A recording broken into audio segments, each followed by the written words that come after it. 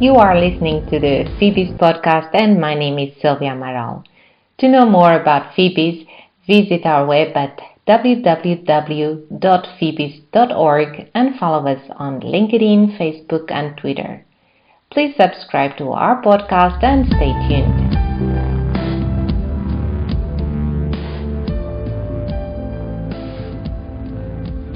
In today's episode, I'm very happy to say we are again joined by Stephanie Verilac-Marzin, FEBIS Institutional and Regulatory Affairs Coordinator, for an overview of the new EU Corporate Due Diligence proposal. Stephanie, it has been a while since you were here with us, so welcome again and thanks for joining us today. Thank you very much for having me. So, as just said, today we are going to open a new regulatory chapter and focus on non-financial reporting, but on the latest stage of the EU policies on this topic. Yes, so indeed, you may remember that in one of the last episodes we spoke about the Corporate Social Reporting, Sustainability Reporting Directive, and one of the former proposal that was made. And today we're going to talk about a new initiative which is kind of following up on that, which is the EU proposal on corporate due diligence. So what happened? In February 2021, the European Parliament adopted a recommendation for the European Commission in which they were advising them to revise the corporate due diligence proposal and to add more sustainability items. Like it came from a report from the MEP Lara Wolters. And following that, and following also some OECD report that has been made on the due diligence subject, the European Commission has published on the 23rd of February 2022 the new proposal on corporate sustainable due diligence. So it will now be examined by the European Parliament and the Council during the normal, usual, let's say, legislative process happening in the European Union. And what are the main features of this proposal on corporate due diligence? So I think we can summarize very quickly the major features of the proposal in 4 points. These 4 points would be the scope, the complementarity, the definitions, and the obligations that are pushed by the proposal.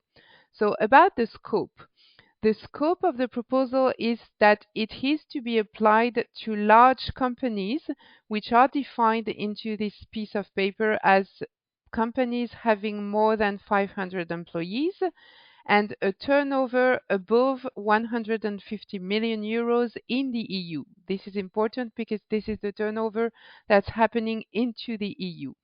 And this is an important point because it would apply both to European-based companies, but also to non-EU companies, provided they have a turnover of more than 150 million in the EU. So there's a territorial scope, if you want, that's important to take into account. So originally, it would not apply to small businesses, to SMEs, but what's really strange and what needs to be seen during the legislative process is that the proposal is having what we call a value chain approach. So the idea is to say due diligence about sustainability items should be made throughout all the value chain of a sector or of an industry. And so if you do that, but if you apply it only to large companies have suppliers and clients that are small businesses. So in reality, with the value chain approach, we really think that SMBs are going to be triggered into the scope of the proposal. So this is really an important element that we need to see further down, let's say, the legislative process. Are SMEs going to be drawn into the due diligence obligations or not? So this was the first point, right? The scope. Second one is the complementarity. And as I said when we did just the introduction, It is this corporate due diligence proposal goes together with the corporate sustainability reporting directive that has just been discussed into trilogue negotiations by the European Commission, the Parliament, and the Council. And why is it complementary? Because they really go hand in hand, because the CSRD, so the Corporate Sustainability Reporting Directive, requires risk management, which is the basis of due diligence in a way. And at the same time, the last stage of the due diligence process talks about reporting, which is then the basis and linked to the CSRD. So you can see it's a kind of a circle, a virtuous circle that, due diligence would need to have some clear risk management in place, and some strong reporting, which is going to be triggered also by the CSRD. So it's logical that the two of them are adopted, quite closely, or they really go together. Third point on the due diligence proposal, this is about definitions.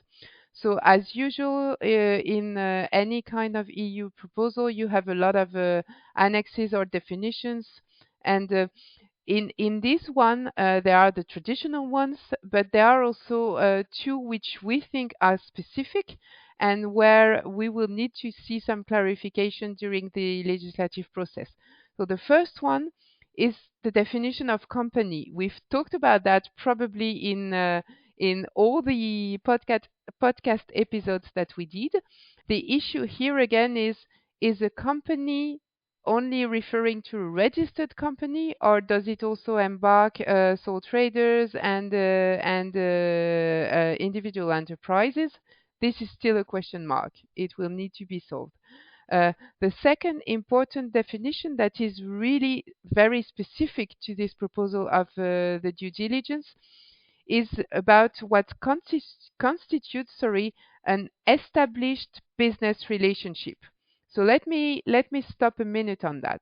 The due diligence proposal is saying that you need to have duties of care and to have some specific obligations with your counterparts and with other companies with which you have an established business relationship. But then what constitutes really an established business relationship is kind of blurry, because does it mean that it has to be a business relationship over time, or does it mean that it's a very large client of yours, for example? Is it a very large supplier? What about the length of time that you know it? What about the different prospects that you can have? Are you or not to? Do you have to also do due diligence on prospects? So we are of the opinion, in the first discussion we've had with our members and with the business reporting community, let's say, that this would really need to have some further clarification, because it's a core element of assessing due diligence under the value chain approach, and so it needs to be a little bit more better defined. And finally, to go back to our fourth point, on this proposal, so about the obligation that the proposal on due diligence sets up. So it sets up corporate due diligence obligations on human rights and environmental adverse effects that can be triggered to the company.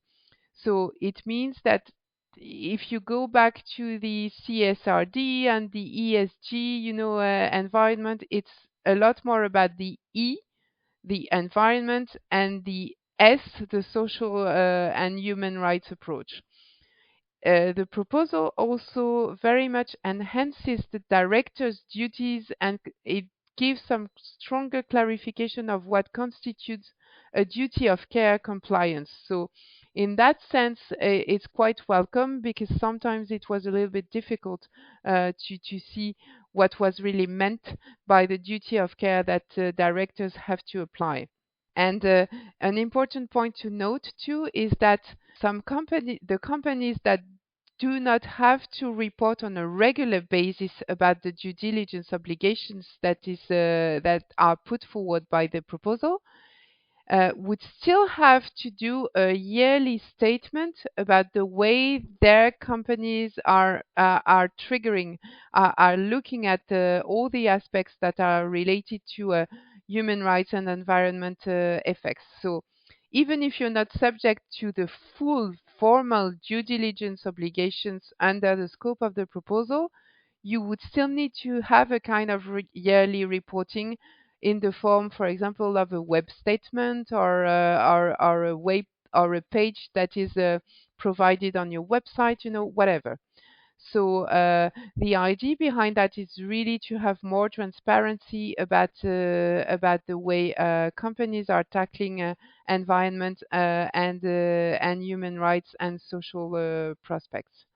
And last but not least, important for us in the business reporting and in the financial environment is that regulated financial undertakings that are providing finance or credit are going to be subject also to the due diligence obligations, but only at the beginning of a contract, which means that if you have, for example, a revolving credit in place, you need to do the due diligence at the beginning when you're searching, for example, for credit worthiness or the identity fighting against fraud. You need to do that at the beginning, but you don't need to renew every time the contract is just producing effect. So this is an important element to take in place. Yes, understood. Perfect, Stephanie.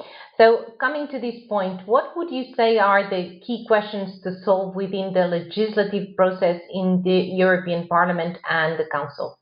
So I think the question of scope is going to be a key one because the fact that there are two kinds of approaches. So the first one is to exempt the small business, but if you're taking the value chain approach, because of what I said, everybody has clients or suppliers who are SMBs. So in reality, they're going to be triggered into the scope. So definition of the scope is going to be a key one. And it's both political and economical because you don't want too much red tape, but on the other hand, you don't want to leave companies aside. Secondly, I think the links with the CSRD needs to be reinforced to ensure that there is really a global approach and that there are no clashing rules. And then the definitions of the business relationships, and also another point which I didn't mention, but the clarification of the kind of oversights or supervision that's going to be put in place, and what type of sanctions could be triggered if companies do not respect the due diligence obligations. This is going to be a key element that we will have to look at during the process, and it will probably lift some very heavy discussions both in the European Parliament and in the Council. Well, we are here waiting to see what comes next, right? Exactly. So, thank you, Stephanie. It has been a pleasure to have you guiding us through this topic, helping us understand a bit better what it is about and the implications it might bring for our members' activities. So, see you soon in the FEBIS podcast for more relevant content in the regulatory affairs field. We would love to hear your feedback and thoughts for future episodes. You have been listening to the FEBIS podcast. If you like the content, please subscribe. Thank you for listening.